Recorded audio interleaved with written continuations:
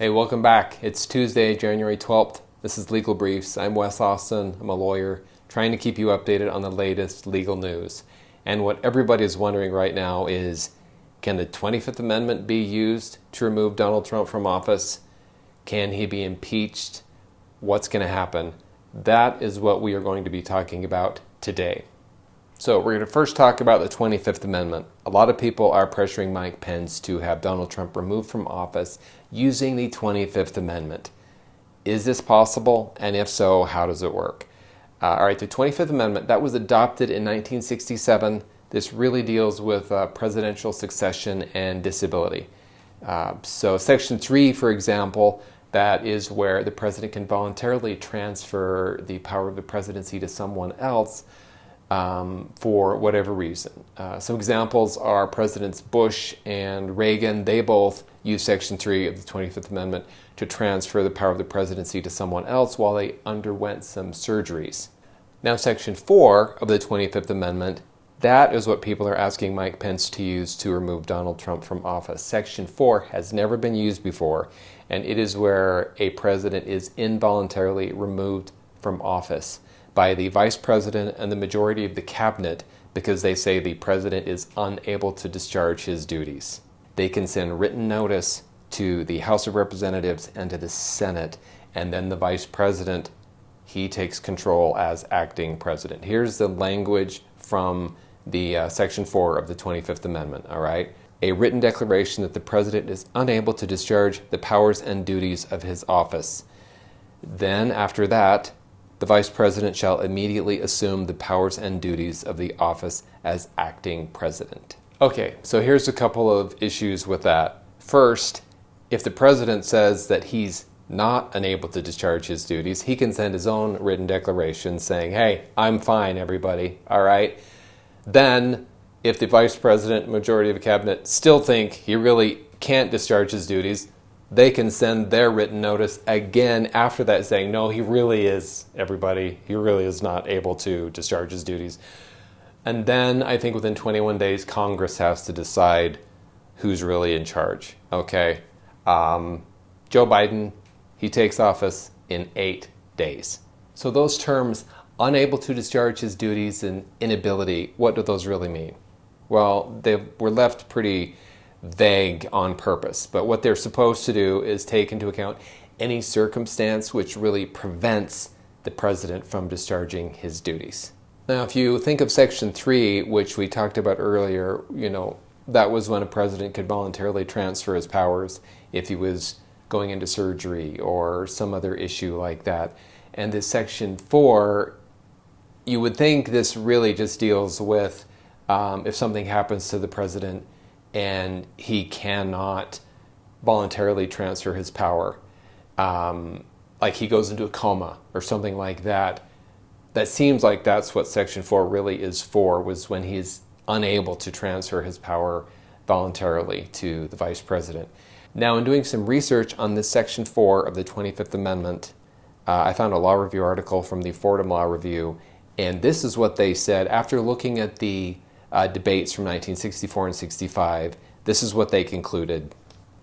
They concluded that unpopularity, incompetence, impeachable conduct, poor judgment, and laziness do not constitute an inability within the meaning of the amendment.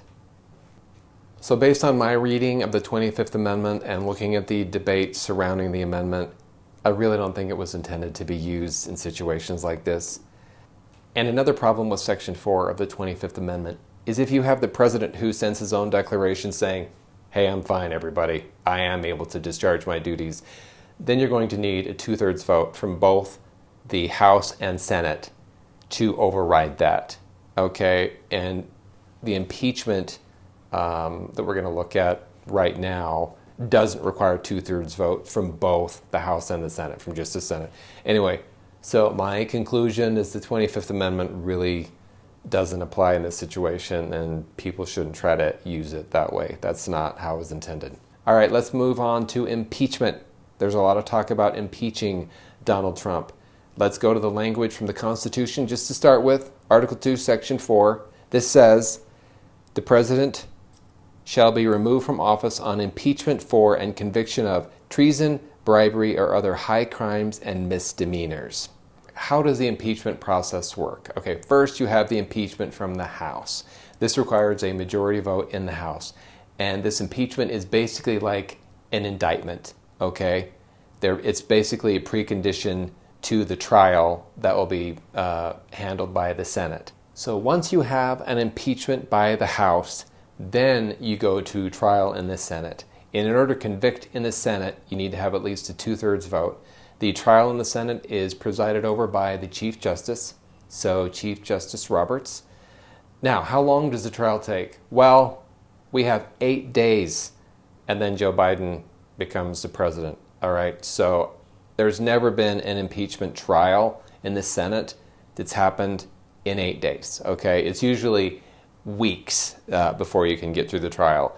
So what are the consequences if you do get a conviction in the Senate? Well, the person is removed from office, and you can also prevent them from ever running for office again. Okay, so if you get the 2/3 vote for the conviction, then they're removed from office immediately. So if we're going to move forward with an impeachment of Donald Trump, they're going to need to really hurry, because you can't really remove someone if they are already gone. Now, if you are convicted in the Senate, you can also be prevented from holding future office, but that is a separate vote. But I believe that vote, they only needed a simple majority in the Senate to say, oh, also, and you can't run for office again. There's no criminal liability that attaches because of a conviction in the Senate. But you can be prosecuted for those same crimes in a regular court proceeding. Now let's go back to the terms high crimes and misdemeanors. This is what people are going to be arguing Donald Trump is guilty of, and why he should be impeached and also convicted in the Senate.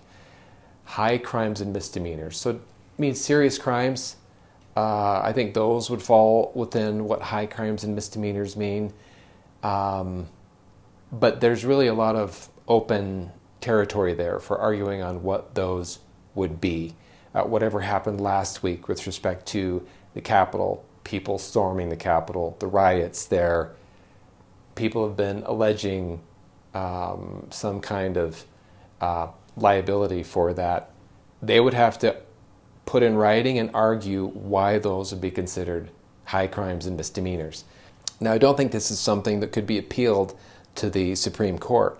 So as long as Congress and the Senate were both willing to vote that a certain act was considered a high crime and misdemeanor, if they would vote for it in the articles of impeachment in the House and also vote to convict in the Senate, I think then, okay, by definition, that would be included within what high crimes and misdemeanors are. Why?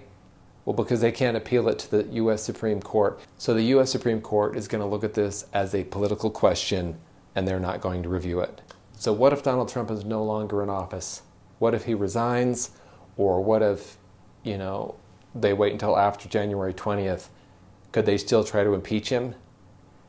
Well, I've seen experts fall on both sides of this. Some say, yes, you could still impeach him. Some people have said, no, you can't, because he wouldn't currently be an officer. He wouldn't currently be the president, so you couldn't. But I've seen people fall on both sides. I don't know exactly what Donald Trump will do given these circumstances of what's going on. I don't think the 25th Amendment is going to happen. I think the impeachment and the impeachment trial, I don't think that's going to be able to happen quickly. The impeachment can probably happen quickly, but a trial in the Senate, that's not going to happen quickly. And maybe Donald Trump will resign. Maybe he will make friends with Mike Pence and say, I'm sorry for all that stuff. I'm going to resign. Why don't you pardon me? And then if he's resigned, then maybe a lot of the stuff will calm down and they won't pursue that, and he'll also get a pardon. I don't know. Who knows exactly what will happen, but tune in next week. I'll try to keep you updated. Thanks.